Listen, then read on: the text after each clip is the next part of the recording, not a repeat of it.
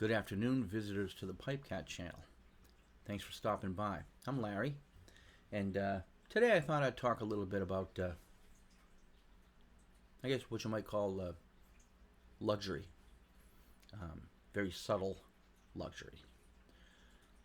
I am a working stiff like so many of you are, probably all of you, or at least the majority, and I do not make luxury money. I do okay. What I have in my mitt right here is what I consider something of a luxury. Many of you probably consider this a staple, but if you smoke cigars, this, come on, focus, focus, focus, focus. There you go. A Montecristo Espada. That is about, hey, I'm back here. Thank you. These elves that work the camera, they don't listen. They don't pay attention. Half of them are high. This Montecristo Espada is about a $10 cigar. To me, that's luxurious. Okay, that's a little more money than I tend to want to spend on a smoke. But once in a great while, you do it. Anyway, how I came across this cigar was what made me buy it. I bought it locally at a store. And yesterday was February the 12th of 2022. And it was an unusually warm and sunny Saturday for February here in New England.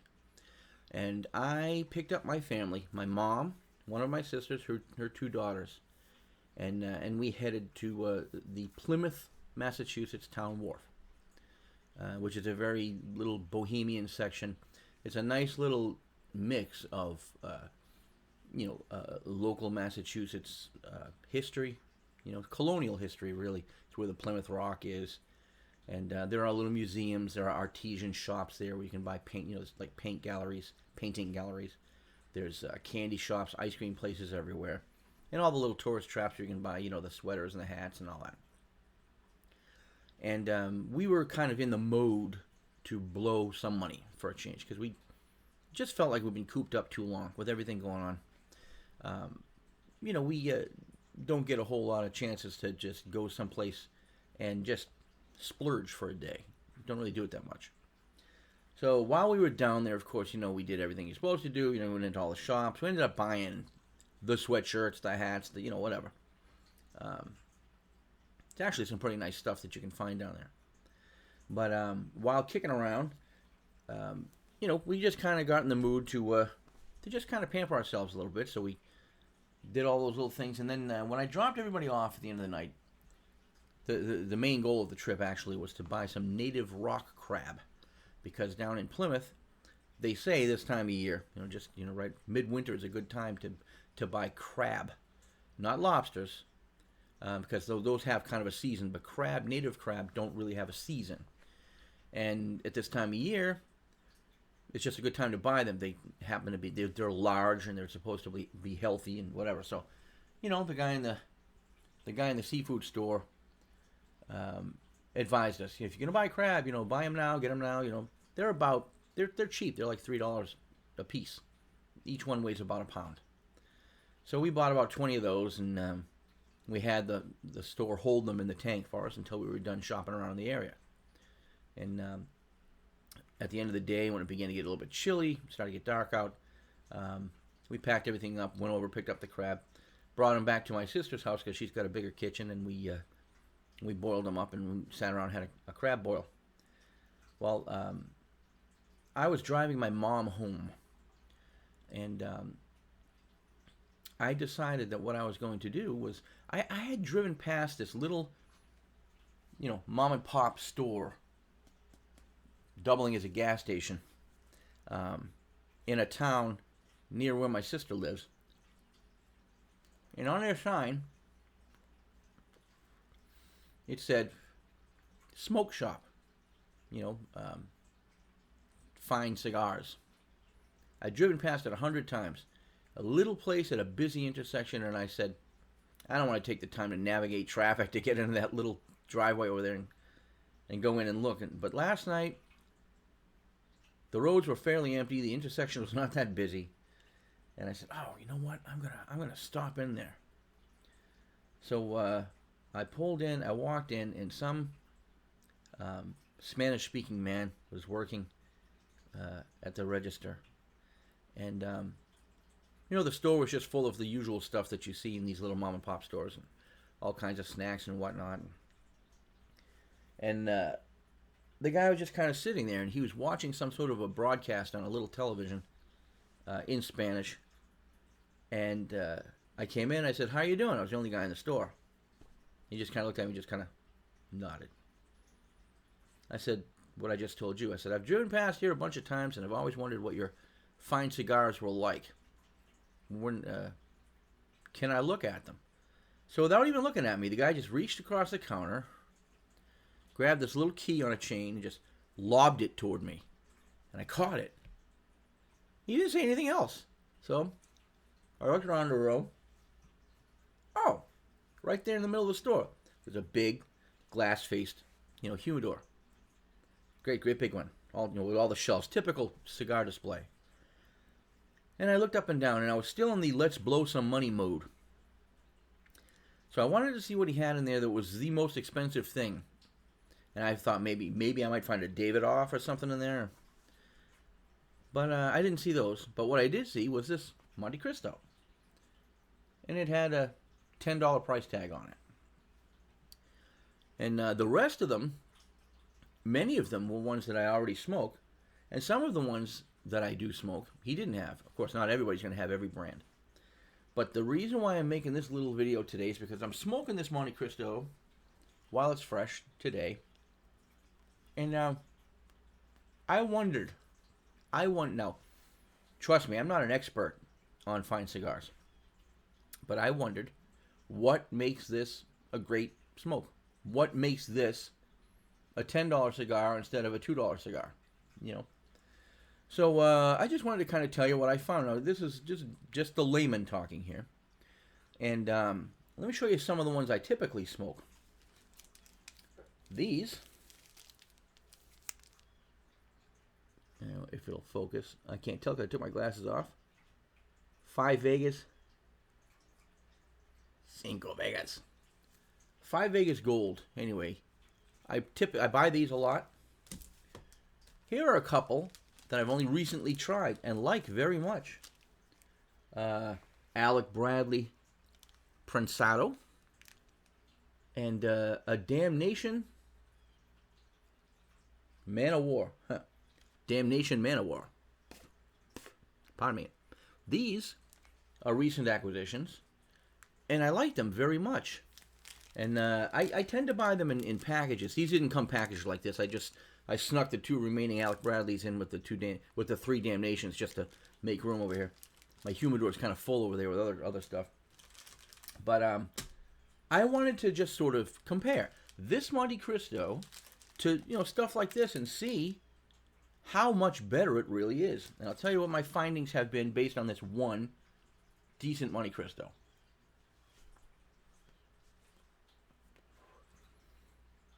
This is going to sound strange. This cigar right here is very substantial and smooth smoking.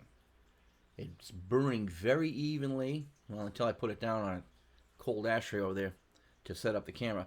It burns really evenly. The smoke is good. I used a little hole puncher. One of these things.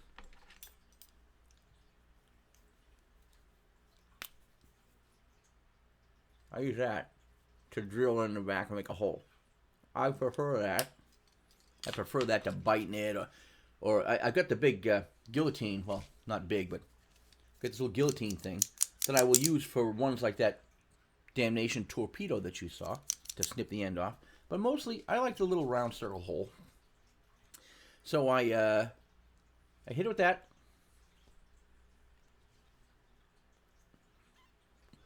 And I find the draw to be very, very even and smooth.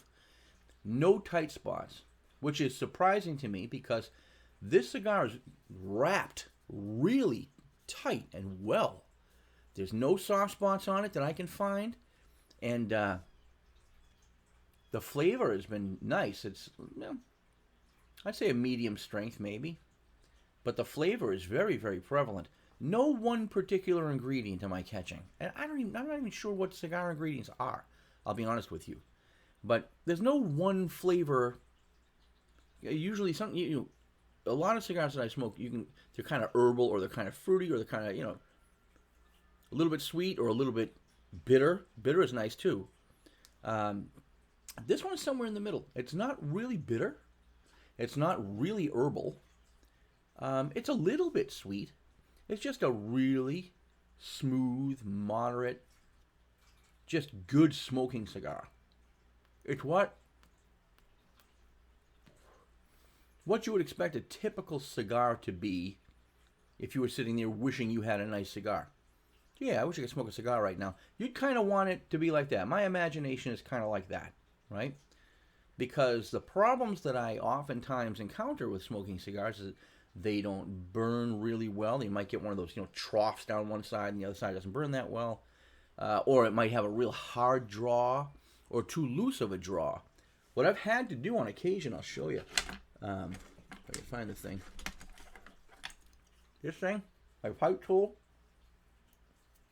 My little pipe tool. I've had to take this with some cigars. I make that hole, but I have to take this and go in the middle of that hole and slowly and easily push it in there and make a hole up the middle in order to get it to draw.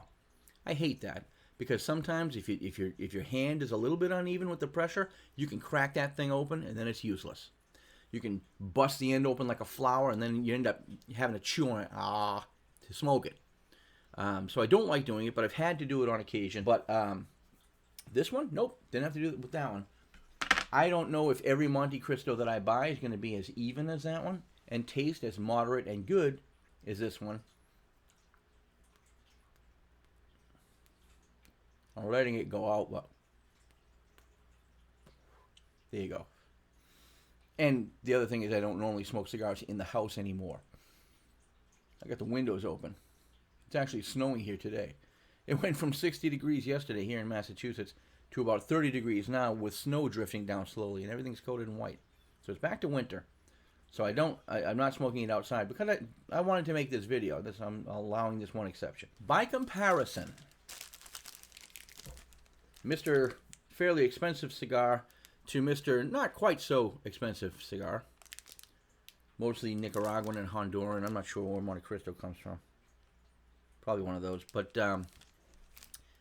flavor-wise, this expensive one, or more expensive one, is probably not any better than these less expensive ones. These are probably on the order of between, depending upon where you buy them and how many you buy at once, the lowest price you'll get on something like that is probably about $4 or something like that. And the highest price you'll pay for them individually is probably around $7. These are rough guesses just from my memory, so if you guys have been buying them and I'm wrong, well, I apologize. But anyway, what I'm saying is that the price difference to something like this compared to this is kind of all in my head, I think. I called that a luxury smoke, but really, smoking cigars is a luxury anyway. It really doesn't matter. I mean, you'd have to have a pretty cheap cigar. I mean, you can buy in bulk some really inexpensive cigars, what I call golf course cigars or fishing cigars. Ones that you're not really that worried about. You're just going to keep in your mouth while you do some activity. You can buy like a 25 pack of cigars like Drew Estate's factory smokes. Those are pretty good. They're pretty good. They're less consistent, maybe, than stuff like this, and especially Montecristo's. But I don't think that I could justify spending $10 on a cigar like that little Montecristo right there, when I could get something like this, if I chop around enough, for about, $5 maybe a piece. Half the price, but with a little more specific flavor, perhaps. And most of these have been fairly consistent. These Damnation ones tend, about 1 out of every 5 is a little hard to draw. But otherwise, they're pretty. These cigars are actually heavier, which I can't explain. They're heavier than that Montecristo. The first thing I thought when I picked that thing up was, this is light. Is it dried out? Is it stale? It wasn't stale. It was pretty fresh as far as I could tell. It wasn't dried out. The leaf wrapping is still, fairly pliable. Not ready to crack open, in other words. Didn't seem to be dry, but it was light. Each of these, even the little ones, are heavier. They weigh more than that cigar. I don't know why that is. I'd say this one's about equal, the Alec Bradley. That's about equal in weight. And that's actually, that Montecristo is a larger smoke, a larger cigar. But they weigh about the same. I can tell you that this Damnation is probably 1.5 times the weight of that. And I don't know how that would matter. These have some weight to them. These 5 Vegas Gold. Cinco Vegas. These actually have some weight. But I don't think I have a need to buy a Montecristo or a Davidoff anymore. I mean, it's, what is it, a bragging right to maybe offer that to somebody if they come to your house and you have dinner and you want to sit down and have a cordial drink afterwards and hand out a cigar? Yeah, you can impress them with an expensive cigar, but you know what? If I was the guest at that little dinner date, I would hope they'd hand me something like that instead of, a more expensive Montecristo. So, I mean, I don't know what you guys' opinions of that would be. I'd love to hear your comments about it. Excuse me. Like I said, smoking cigars at all is something of a luxury. I mean, nowadays you can't even buy cat food in the stores. No problem getting cigars.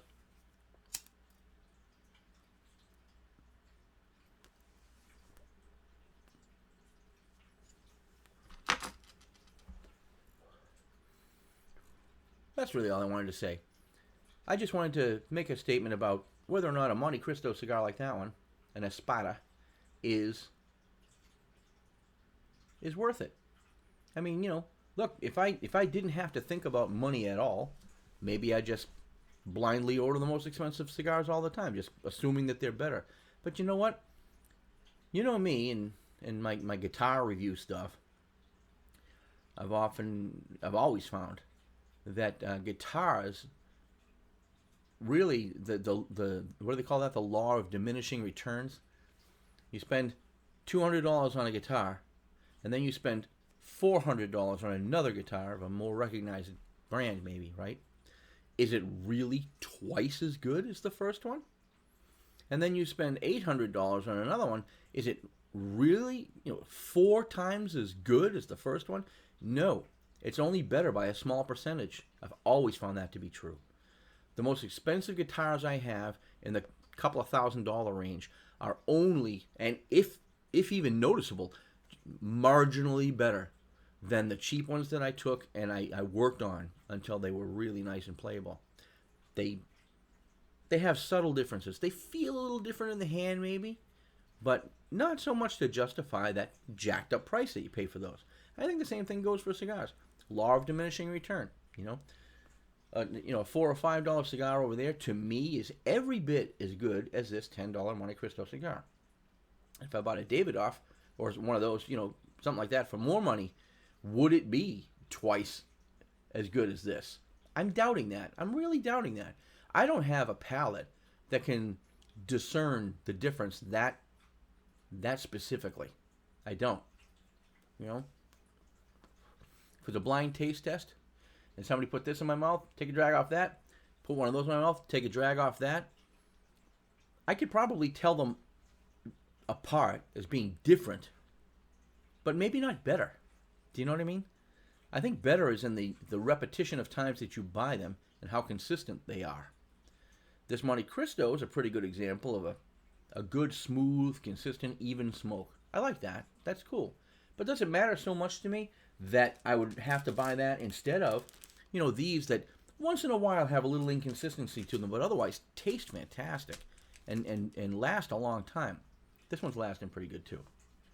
So, I don't know. The beginning of this smoke, when I first lit it, was a nice, pleasant, fresh burn kind of flavor without the resin having been pulled through 100 times as you get toward the middle of the thing, And right now, that's about a third of the way smoked. And still very pleasant. I mean, it is. It's a nice cigar. But would I say to myself, I'm going to free up $10 for a cigar every day, or put aside money until I can buy a box of these? No. No, I don't think so. I got nothing against it. Don't get me wrong.